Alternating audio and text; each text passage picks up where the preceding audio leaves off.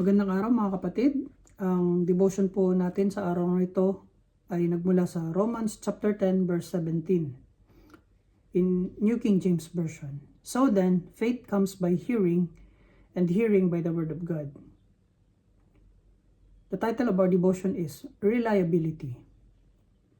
Why the word of God is reliable? Because it says the truth. We are very familiar with the phrase, the truth, the whole truth, and nothing but the truth, and what it implies. The message that what is said in the court of law is the truth. If you don't tell the truth, you are guilty of what is called perjury, and if so, you are in trouble.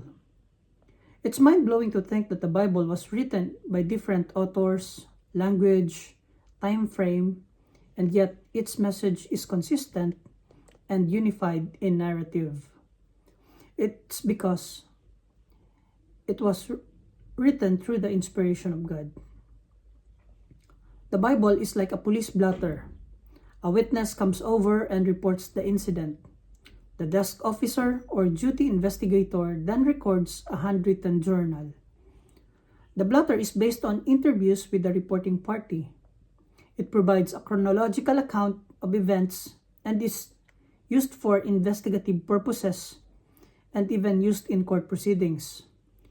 Just like in court, when a case is presented, a witness or witnesses are called to stand and testify. The Gospels of Matthew, Luke, and John, that they wrote similar topics, but the wordings are a little different.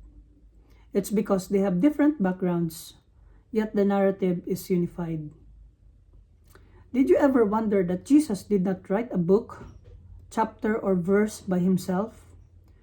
The Bible was written by the eyewitnesses. They wrote what they heard, caught, and saw, and experienced.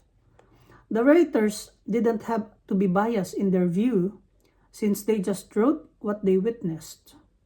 They even died for it and did not recant their testimonies.